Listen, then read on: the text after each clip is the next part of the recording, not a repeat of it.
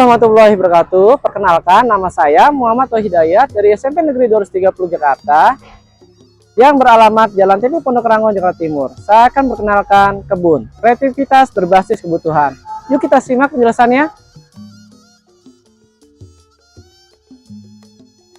Dengan tujuan yaitu mengakomodir ragam belajar siswa, meningkatkan keterlibatan siswa dalam belajar,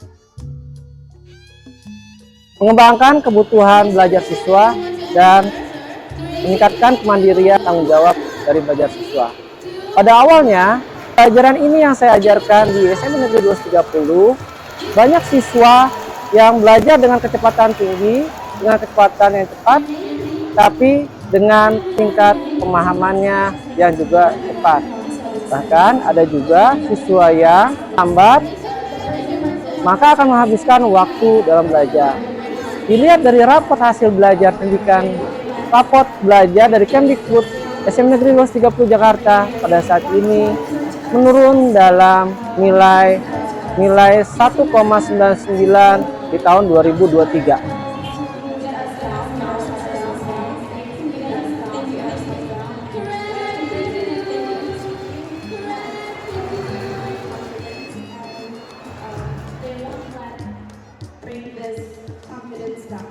And they want to encourage us as the listener to not let other people get us down, get ourselves down, and stay.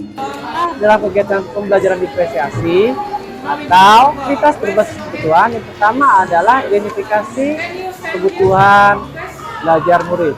Kita dengan mengidentifikasi kebutuhan murid dari gaya belajar, minat, dan bakatnya, kita akan menyesuaikan peran siswa tersebut menjadi beberapa bagian auditori, bagian dari auditori, visual, dan estetik. Yang kedua adalah perencanaan. Merencanakan kegiatan pembelajaran sehingga kegiatan pembelajaran tersebut bisa berjalan yang sesuai dengan yang kita harapkan. Yang ketiga adalah menentukan metode yang sesuai.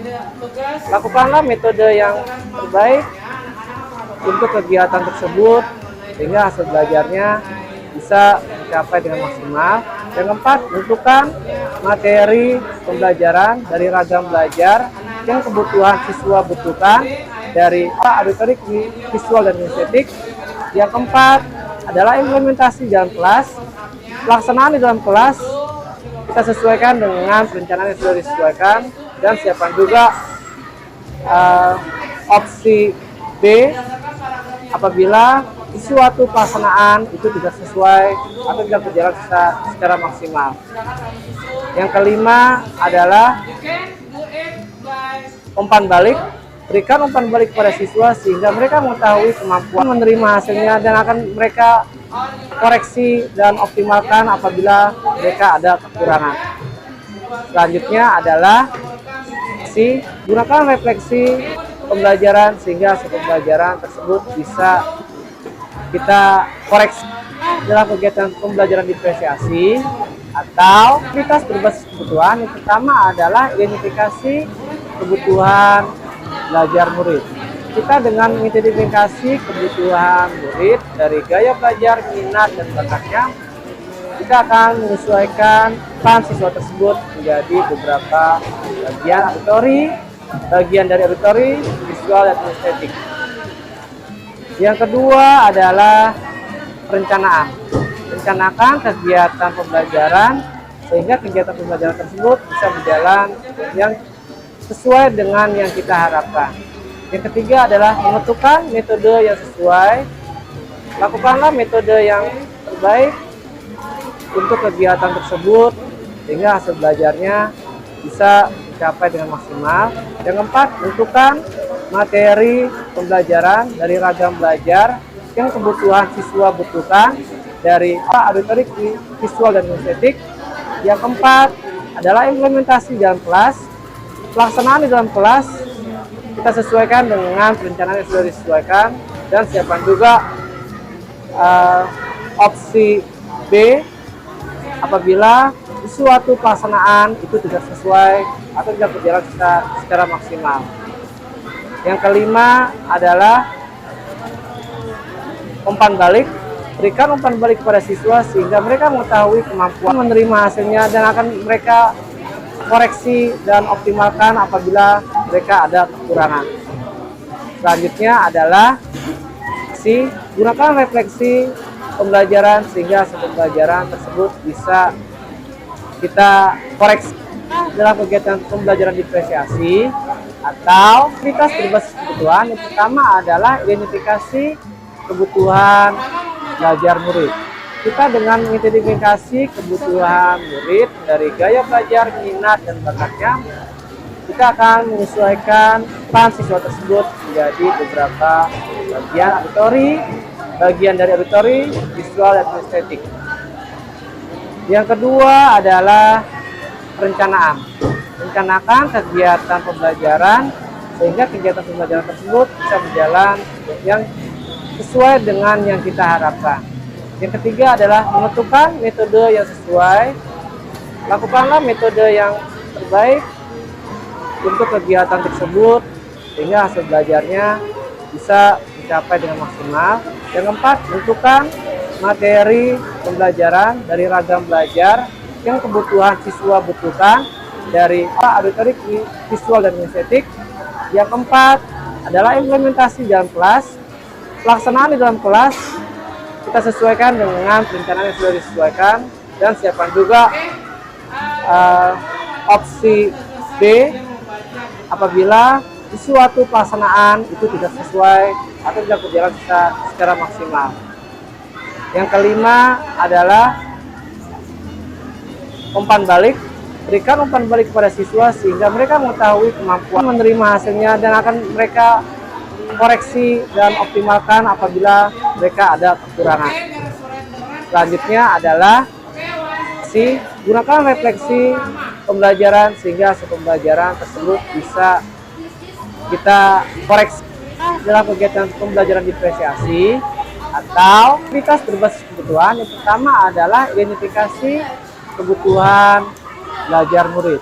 Kita dengan mengidentifikasi kebutuhan murid dari gaya belajar, minat, dan bakatnya, kita akan menyesuaikan peran siswa tersebut menjadi beberapa bagian auditori, bagian dari auditori, visual, dan estetik. Yang kedua adalah perencanaan. Rencanakan kegiatan pembelajaran sehingga kegiatan pembelajaran tersebut bisa berjalan yang sesuai dengan yang kita harapkan. Yang ketiga adalah menentukan metode yang sesuai.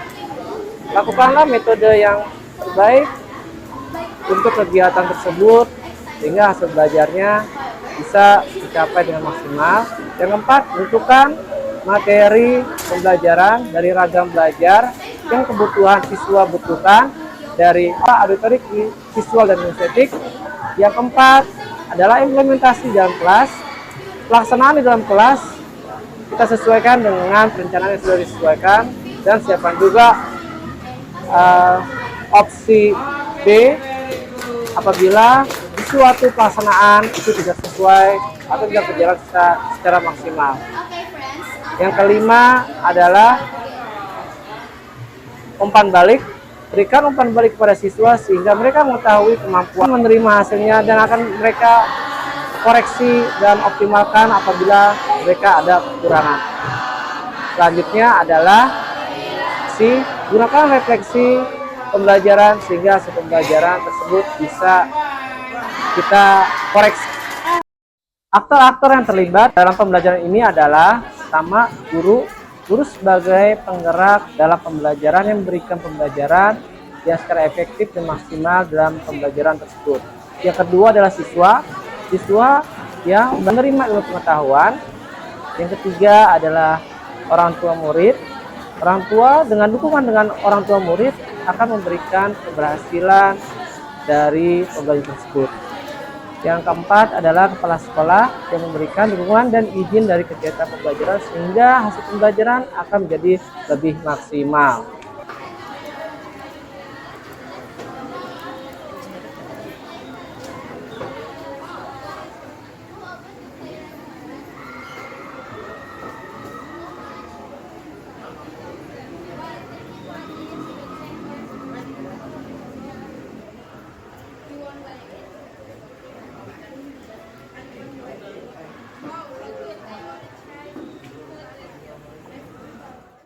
melibatkan juga orang tua sehingga adanya dukungan dari orang tua untuk kegiatan pembelajaran yang optimal di sekolah.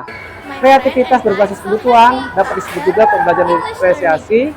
Pembelajaran ini yang akan meningkatkan hasil belajar siswa secara efektif dan efisien dengan melihat kebutuhan dari belajar siswa.